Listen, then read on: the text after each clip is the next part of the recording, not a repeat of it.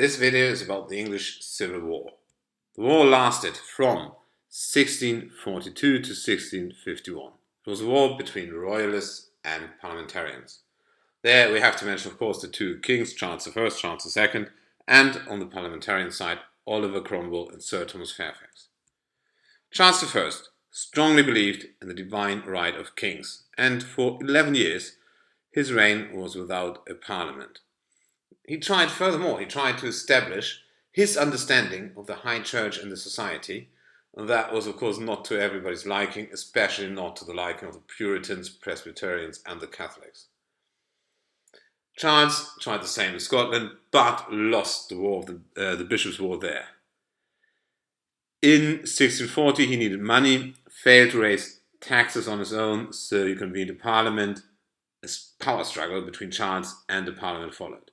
Then, in 1642, Charles tried the coup d'etat, tried to arrest a few members of parliament, and that caused outrage, first in London, then in England. The population was split into royalists and parliamentarians.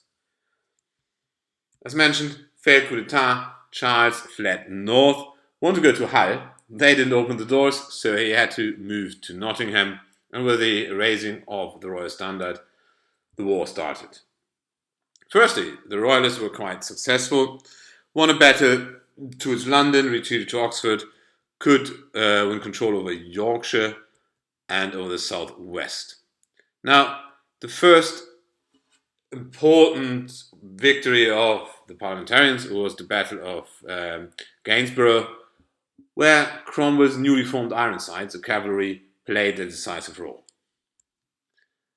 Now, Charles did not succeed in his siege of Gloucester, and furthermore, he lost the control over London, over Lincoln, north of England, but could hold out in the southwest of England.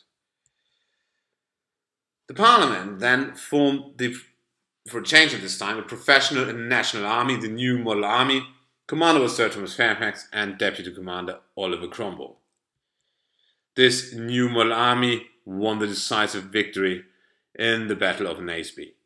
Charles fled to the Scots, who were in England at the time, but they handed him over to the Parliament, so Charles was imprisoned. Despite being imprisoned, he actually secretly negotiated with the Scots and had an alliance. They were invading England, but the New Model Army sorted this out and oppressed further royal uprising. Now the Parliament discussed, what should we do with the king? This discussion was not to the liking of the New Model Army, and the coup d'etat happened.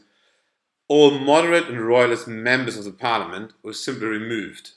That was not on Charles. Then on the 30th of January was executed, so the monarchy has ended here for a while. Fairfax, a moderate, was not happy. He resigned, and now the way for Cromwell to power was open. So, during the next days and weeks, the Rump Parliament abolished the monarchy and established the Commonwealth, so the Republic in England. Now, in Ireland, we had a Catholic or Gaelic and a Royalist uprising. Cromwell landed in Dublin, and it was a very brutal war. Just to be mentioned here, only the siege of Drogheda should be mentioned. Cromwell was successful and then massacred around 3,500 inhabitants. It took to 1653 and the rebellion was over. But Charles II, so the son of Charles I, arrived in Scotland. There was a problem. Cromwell had to go to Scotland, won the Battle of Dunbar, could conquer Scotland, and Charles moved to the southwest of England. But also here Cromwell won the Battle of Worcester, and Charles fled. He was hiding in Royal Oak, so the next time when you're in England and you're in a pub called Royal Oak, have a drink to the royal family. And by the way, it is the Royal Oak is the third most common pub name in England.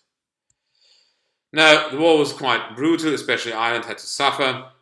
The monarchy was temporarily abolished, and we have then in this time from 1649 to 1660, first a republic and then a protectorate. It was effectively Cromwell was a military dictator. But the English Civil War and the interregnum were very important to strengthen the Parliament and can be seen as an important step towards the constitutional monarchy. The Parliament then in 1660 reinstated Charles II being King of England. That was the English Civil War in 5